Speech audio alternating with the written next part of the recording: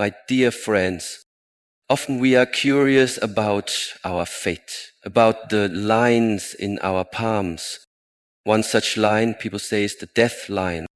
They believe this line reveals when life ends. But let us ask a deeper question. Why wait for a line to tell us when to live? There is a moment in every person's life when silence becomes louder than noise. It may happen in the middle of a crowded room or in the quiet of the night. It may happen while staring into a fire or walking through the trees. This moment is not about the world outside. It is about the world inside. The moment when something deep within you whispers, "What are you doing with your time?" The thought may not come in words. They come as a sense of unease, as restlessness, as emptiness, or sometimes as fear. The kind of fear that is not loud and chaotic, but still and persistent. It is not fear of a monster. It is the fear of waste. The fear of living a life that is long in years, but shallow in meaning. This fear arises when one begins to reflect on death not necessarily as an end, but as a reminder. When you look at the lines in your palm and wonder about the so-called death line, you are not trying to predict the exact moment your breath will stop. You are perhaps unconsciously confronting the possibility that it might stop soon or suddenly, and wondering what will be left behind. That question is not about fear of dying. It is a call to pay attention. It is a reminder that your life is not guaranteed and your time is not infinite. The awareness of death, therefore, is not something to avoid. It is something to embrace. Because when you become conscious of death, you become conscious of life. The people who walk through life thinking they are immortal, thinking they have endless years, are often the ones who waste the most time. They postpone their dreams. They delay their healing. They ignore their passions. They suppress their voice. They think they will begin tomorrow or next year or when the timing is right. But there is no promise of a tomorrow. Life does not owe you any specific length of time. You were given this moment. And this moment is all you have. The deadline in your palm is not a sentence, it is an invitation. An invitation to wake up, to stop drifting, to take full responsibility for how you spend the time you are gifted. There is a teaching in many spiritual traditions, especially in the wisdom of the Shaolin temple, that encourages one to meditate on death. Not to become afraid, but to become present, to become focused, to become clear. You see, focus is not about achieving something far away. Focus is about presence. It is about sharpening your awareness so that you see clearly what is in front of you, what is within you, and what is truly important. When you are aware of death, you no longer waste time on things that are unimportant. You stop chasing status. You stop clinging to possessions. You stop arguing to be right, and you start seeking to understand.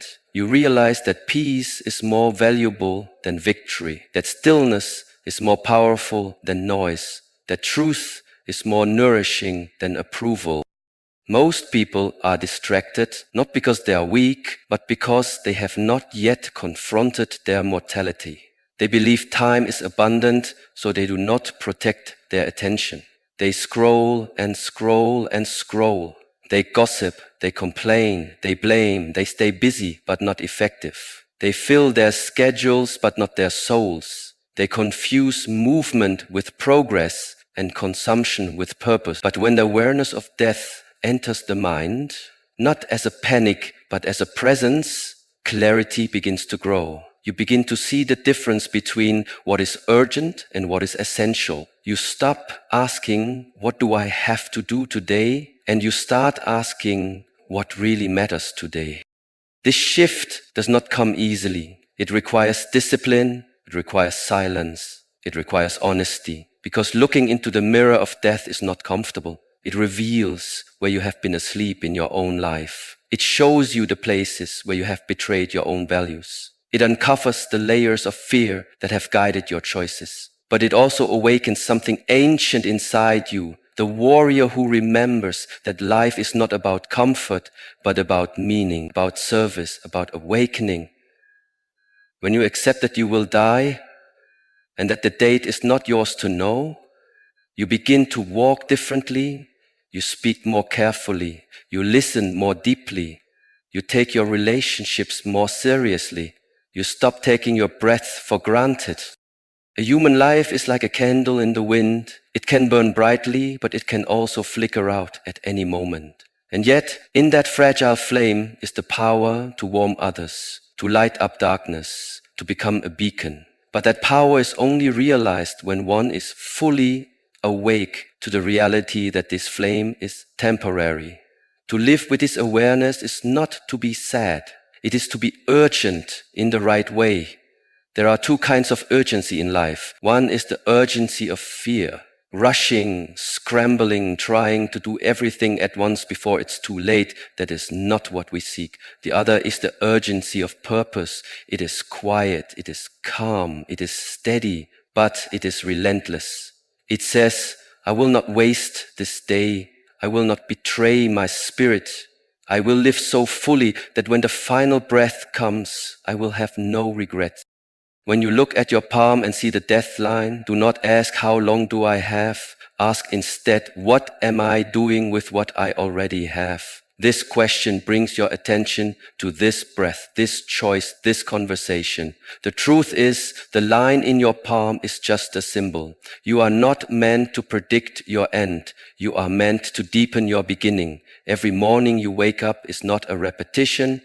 It is a rebirth, a fresh opportunity to start again. Not to chase the life others want you to live, but to walk your path with clarity and courage. Every day you are alive, death walks beside you. Not as an enemy, but as a reminder. You are not here forever, so do not act as if you are. In the Shaolin temple, training begins and ends with stillness. Not because movement is unimportant, but because stillness is where clarity is found. In stillness, you feel the weight of time. In stillness, you hear the voice within you, the one that is tired of pretending, tired of performing, tired of surviving. That voice longs to live authentically, to live meaningfully. And that kind of life is only possible when you live with awareness. Death is the greatest teacher because it cuts through all illusion. It shows you what matters. It humbles your ego. It silences your noise. It opens your heart. If you had only 1 year left, would you spend it chasing approval? Would you spend it accumulating things you cannot take with you? Would you hold grudges? Would you hide your truth? Probably not. You would forgive, you would create, you would express, you would connect, you would focus, you would live. So why wait? The deathline in your palm is not your master. It is your motivator. Use it not to fear the end, but to empower your now. Every second you hesitate, every dream you postpone, every truth you silence, that is a kind of dying.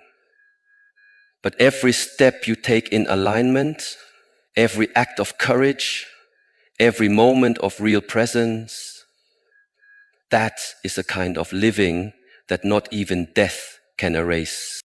We fear death when we live unconsciously, but when we live with clarity, death becomes just another part of the rhythm of nature. Flowers bloom and flowers fall, stars burn and stars fade, trees grow and trees return to the soil. So too does the human body return to the earth. But what remains? Not the line in your palm. What remains is the energy you gave, the love you shared, the purpose you embodied. That energy lives on in memories, in art, in others' hearts, in the legacy of how you lived your moments. Do not seek to extend your life by fearfully clinging to it. Seek instead to expand your life by fully entering it. The time you have is not the problem. The way you use your time, that is what matters. You may live 30 years or 90, but the person who lives with awareness, even for a single year, experiences more depth than the one who sleepwalks through decades. Awareness brings depth, and awareness of death brings the sharpest awareness of all. The moment you remember that this could be your last conversation with someone, you will speak with more care. The moment you remember that this could be your final sunrise, you will look up instead of down. The moment you accept that your body will not last forever, you will stop abusing it and start honoring it. The line in your palm is not fixed. It changes. Like all things, it responds to the flow of life. It reflects your energy, your intention, your discipline. The ancients understood that destiny is not imposed, it is cultivated. Your awareness creates your path. And when your awareness includes death, not as a curse, but as a companion, then your path becomes focused. You do not waste time arguing about who is right. You do not waste energy comparing yourself to others. You stop distracting yourself with entertainment and start nourishing yourself with truth. You stop living at the surface and start going to the root. That is what awareness of death gives you. Not fear, not paralysis, but razor-sharp clarity. It says, this is the moment. This is the opportunity. This is your life. There is a story told in ancient temples, one that has no beginning and no end, because it is not just a story, but a cycle of realization. A young disciple once approached the master with great urgency, his eyes wide and full of tension.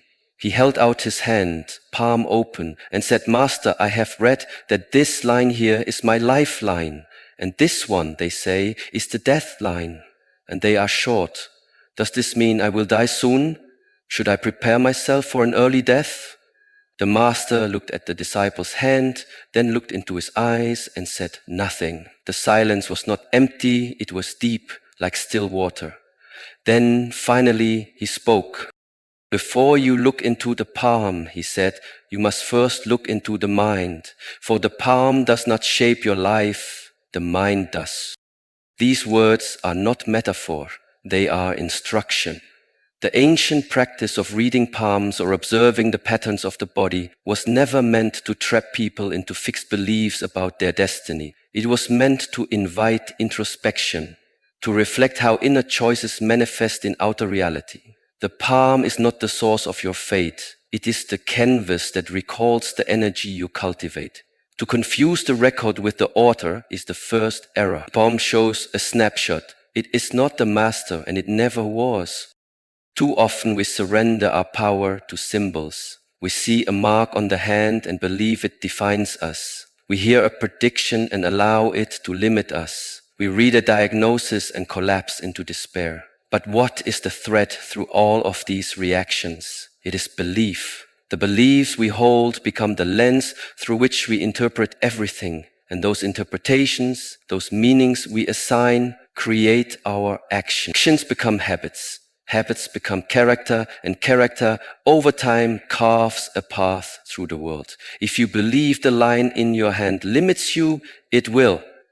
Not because the line has power, but because you gave it your power. There is a simple truth we often forget. The body reflects the mind, and the mind reflects the spirit. Everything in the body, from posture to breath to facial expression, mirrors what is happening within. The hand, too, is part of that expression. If you are chronically fearful, it may show in the tightness of your grip. If you are constantly reactive, it may appear in the sharpness of your gestures. And if you live in purpose, in alignment, in integrity, it will radiate even through the stillness of your hands. The palm is not fixed like stone. It is alive like water. It shifts subtly with the current of your life. Many people fear this idea because they want certainty. They want something to tell them you will be safe, or you will succeed, or you will live long. And so they look to signs, to patterns, to lines. But this desire for external confirmation is a misunderstanding of the path. In the Shaolin tradition, the path is not paved by guarantees. It is carved by discipline, by clarity, by action. You are not here to be told your fate. You are here to forge it. This is not a call for arrogance. It is a call for responsibility, to accept that your life is shaped not by what is written in the palm, but by what is written in your intention. Ask yourself this: how often do you act based on inner wisdom, and how often do you react based on outer noise? The more you react, the more you surrender authorship of your life. The more you act deliberately with awareness, the more your life becomes your own. You see, destiny is not a distant island waiting to be discovered. It is a mountain built by your own steps. And the palm, if anything, is the map of where your footsteps have already fallen. If the lines are deep in one direction, it is because you have walked that way many times. If they are shallow in another, it may be a path yet unexplored. But a map does not tell you where you must go. It tells you where you have been. You decide what path to walk now. That decision does not come from superstition. It comes from alignment. Alignment means your thoughts, your words, and your actions are walking in the same direction. When they are not aligned, you feel inner conflict. You say one thing but do another. You think one way but behave in the opposite way. That conflict weakens your energy, and a weakened energy cannot shape new lines in the palm of your life. But when your inner world and outer behavior are united, you generate power, not noise. Power, silent, steady power that transforms not just your body, but the very way your life unfolds. So the question is not, what do the lines in my palm say? The question is, what is my energy creating moment by moment? There are people with strong palms, long lines, well-defined features, but they are spiritually empty. They may live long, but not deeply. There are others whose palms are marked with hardship, but their eyes shine with awareness. Their journey may be short, but it is full. Do not confuse quantity with quality. A long life without purpose is still a wasted one, but a focused, intentional life, no matter how brief, leave a mark that no palm line can erase. In the Shaolin teachings, we are reminded again and again, the body is a tool, the mind is a bridge, the spirit is the source, and mastery means learning how to align all three. So when you look at your palm, see it for what it is, a reflection, nothing more. Not a prison, not a prophecy, a reflection. What is it reflecting? It is showing the echoes of your past decisions. It is a feedback mechanism. If you don't like what you see, don't curse the mirror, change the pattern.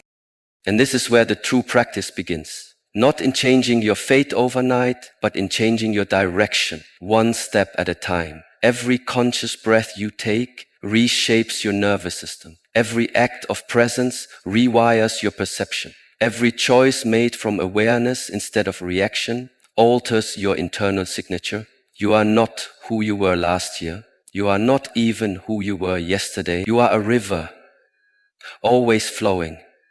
And the river does not ask permission from the rocks, it moves. It simply moves, steadily, persistently, and with purpose. Sometimes we are told by others, friends, parents, society, that we are limited, that we are only capable of so much, that we must accept our lot. And sometimes this idea settles into our bones. We internalize the ceiling others place above us. We look at our palms and imagine them as chains. But these are not chains unless we grip them tightly. Release the grip and you will see the palm is a symbol, not a sentence. The past is a teacher, not a jailer. And you are not the product of your lines, you are the author of your lineage. The great irony is this. Many people believe they are victims of fate because they have forgotten how powerful their choices are. Not the big dramatic choices, but the small, invisible ones. The choice to meditate instead of escape. The choice to speak true instead of silence. The choice to forgive instead of resent. These choices are seeds. You may not see the results today, but the hand you raise in discipline will write a different future than the hand you raise in fear. There is no mastery without responsibility. There is no liberation without awareness. And there is no transformation without patience. You must become willing to observe your inner world without judgment and then act in harmony with that observation. This is the path. This is what it means to become the master of your palm. Not by changing the lines through force, but by shifting the current of your life so that the lines change themselves. If you look at the hands of a monk who has spent decades in practice, you may see lines that seem unusual, curved, blended, deep. This is not magic. This is the physical echo of thousands of hours of stillness, movement, intention, and repetition. The body records everything. It is the storage device of the spirit, but the recording is not final. You are always writing, always rewriting. The pen is in your hand. The ink is your attention. Where you place your focus, your energy follows. Where your energy flows, your form follows. And where your form flows, your future is shaped. So when you next look at your palm, ask not what it says about your future. Ask what it reveals about your patterns. Then decide, do these patterns serve the life you want to live? If not, change them. Not tomorrow, not when you have more time, not when the stars align, but now. The stars are not your guide, the line is not your map, the decision is your compass. Your life is not written in the palm, it is written in the present. There is a teaching that passes quietly between generations, whispered by monks in mountain temples and carried by sages who walk unnoticed through busy city streets. It is not the kind of teaching you will find in books, nor will it be announced by loud voices or proclaimed on signs. It is a truth that must be discovered slowly, like the path that reveals itself only after many footsteps. The teaching is this, that your end is sacred, not because it is final, but because it completes the circle. In many cultures, people seek to know when they will die. They ask the stars, the cards, the oracles, the palms. They look at the deathline and try to guess the year, the season, the moment, as if knowing it would somehow prepare them, as if by predicting the end they could finally begin to live. But the wise do not seek to predict the end. The wise prepare to meet it with reverence. They do not see death as an appointment on a calendar. They see it as the final bow after a performance. The silence after the last note, the breath after the story has been told. They do not ask, when will it come? They ask, how will I meet it when it does? The problem with trying to predict death is that it turns life into a countdown. When you live by a countdown, you live in fear. Every day becomes a subtraction. Every moment becomes a shadow. You are not truly present because part of you is always calculating, measuring, bracing. You walk through life like someone holding fragile glass, afraid to drop it, afraid to make a sound. But life is not meant to be tiptoed through. Life is meant to be embraced. And to embrace life, you must accept death, not as a threat, but as a companion walking beside you, reminding you of what is precious. There is a deep wisdom in accepting the impermanence of all things. Flowers bloom and then they wither. The moon waxes, then wanes. The tide rises, then retreats. And so it is with every form in nature. But impermanence does not make these things less beautiful. It is the very reason they are beautiful. Would you stare at a mountain sunset with the same awe if you knew it would last forever? Would you listen to the laughter of a child with the same wonder if you thought that sound would never fade? It is because we know these things are temporary that we treasure them. And so it must be with our lives. Our end is not a flaw in the design. It is the final stroke that completes the painting. When you understand this, you no longer seek to run from the end. You begin to walk toward it, not with haste, but with grace. You begin to ask different questions. Not how can I avoid death, but what can I give before I go? Not how can I make life longer, but how can I make it deeper? You stop obsessing over how the lines in your palm will unfold, and you start cultivating the kind of life that no line can contain. You realize that the worth of a life is not measured by the number of days, but by the depth of presence, the sincerity of actions, and the courage to live in alignment. To honor your end is not to glorify death. It is to live in a way that when death arrives, you are not afraid to meet its gaze. When you honor something, you give it your full attention, you treat it with care, you see it as sacred. So to honor your end means to shape your life as though it matters. It means to make decisions not from fear, but from truth. It means to speak words that carry weight, to take actions that build peace, to love without holding back. And it means to resolve your life as you go, not waiting for the final hour to find forgiveness, to offer gratitude, to express your heart. Many people carry unfinished conversations, unreleased emotions, and unspoken truths for years, thinking they will get around to them eventually, but death is not concerned with our schedules. It comes when it comes. And so the practice of honoring your end begins now. It begins with the discipline of daily integrity, of making peace with yourself at the end of each day, so that no moment is left holding regret. It is not about being perfect, it is about being honest. It is about being awake enough to know when you have strayed and humble enough to return. In the temples, monks sweep the ground every morning, not because it is dirty, but to practice care, to show reverence, to remind themselves that every step is part of the path, and every act can be sacred if done with presence. You do not wait for the last day to live honorably. You live honorably so that when the last day comes, it finds you already prepared. That preparation is not built in one act. It is built in small choices, repeated until they become your way. Imagine that death stands behind you, not as a shadow, but as a teacher. Not whispering, you will end, but asking, how are you living? What would you do differently if you knew this? Would you rush? No. You would likely slow down. You would notice more. You would hold people a little longer. You would listen without needing to speak. You would create without needing applause. You would speak your truth without delay. This is what it means to honor your end, to live as if your life is already sacred, because it is. The line in your palm may suggest an ending, but the energy in your actions defines your legacy. A life well lived does not fear the end. It welcomes it as a doorway, not a wall. There are people who have touched hundreds of lives in a single decade, and there are others who have drifted for a lifetime, touching nothing. Which life do you think was more complete? Completion is not about length. It is about presence, intention, and alignment.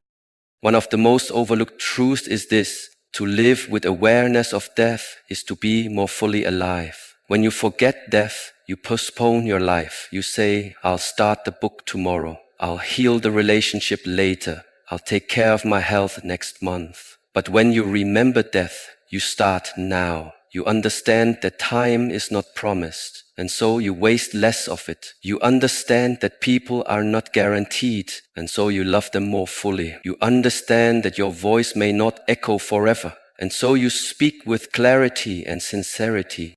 To honor your end is not to obsess over it. It is to let it guide you into focus. It is to see that every breath is a gift and to use it well. In the Shaolin tradition, breath is sacred. It is the bridge between body and mind, between life and death. Every breath is a moment of opportunity. To breathe consciously is to live consciously. To live consciously is to die without regrets. It is said that a master dies in the same way he lives, with awareness, with simplicity, and with peace. This is not something that happens automatically. It is the result of a lifetime of practice, of facing fear, of observing the mind, of training the body, of disciplining the thoughts, of purifying the intentions. To die with peace, you must live with peace. To meet death with presence, you must cultivate presence every day, not just when it is convenient, not just when you are comfortable, but especially when life becomes challenging. Challenge is not the enemy of peace, it is the forge in which peace is strengthened. When you face hardship and still choose awareness, still choose discipline, you are training for the moment when everything ends, and if you have trained well, you will not be surprised when the final breath comes. You will not cling, you will not plead, you will simply breathe out, just as you have breathed every other day, and release. But you do not wait for that final breath to live fully. You use every breath until then to shape your world. That is what it means to honor the end. Not to wait for it, but to live so intentionally that when it comes, it meets no resistance. It finds you empty of regret, full of presence, and at peace with the journey you have walked. When people fear death, it is often because they fear they have not lived. They fear the things left unsaid, the chances not taken, the years spent in distraction. But it is never too late to return. Even in this moment, you can shift. You can begin to live in a way that honors your end by honoring your now. You can turn away from noise and toward stillness, away from illusion and toward truth, away from hesitation and toward action. You can become the kind of person who is not defined by how long they live, but by how deeply they live. This is not a romantic idea. It is a path of discipline, of sacrifice, of choosing what is meaningful over what is easy. It is the decision to walk through life as a student, not just of books, but of silence, of failure, of impermanence. To understand that life is a mystery not meant to be solved, but lived. That death is not an interruption, but a return. So when you look at your hand and see the line they call death, let it be a mirror, not of fear, but of clarity, not of limitation, but of invitation. Let it remind you not to count your days, but to make your days count. Let it call you not to predict your end, but to honor it through the way you rise each morning, through the way you treat the people you love, through the way you walk your path, not with arrogance, but with humility. So now you have looked at your palm. You have stared at the lines with curiosity, perhaps with fear, perhaps with a silent hope that they might reveal something to you, something about how long you will live, whether your dreams will be fulfilled, whether your journey will be smooth or difficult. You have asked the question, so many ask, is my fate already written here? And now you have received the answer. The line in your palm does not hold the key, you do. All that you seek, meaning, clarity, courage, peace. It does not live in the ink of a prediction or in the symbols passed down by tradition. It lives in your breath, in your actions, in your discipline, in your presence. You came searching for the deathline. But what you have truly found, if you have listened with the whole of your being, is a reminder of life. Because in the end, the line in your hand is just that. A line. It cannot hold your spirit. It cannot contain your will. It cannot measure your truth. Your palm is not your prison. Your past is not your cage. You are the one who decides how you will rise, how you will move, how you will face the unknown. If there is a line worth finding, it is not in your hand. It is the invisible line you walk every day between unconsciousness and awareness, between fear and discipline, between surviving and truly living. Walk that line with your head high, your heart clear, and your step. Do not fear the end. Honor it. Let it sharpen your clarity. Let it make you humble. Let it push you to live each day, not as if it might be your last, but as if it absolutely matters. Because it does. This body will pass, this breath will one day fade, but the energy you bring, the peace you cultivate, the truth you live, these ripple out far beyond your final moment. So when death comes, as it will for us all, let it find you ready, not because you predicted it, but because you honored it with how you lived. Bow not to fate, but to your own presence. And remember, a palm may carry the mark, but you carry the meaning. Return to your path, walk it fully, not someday, now.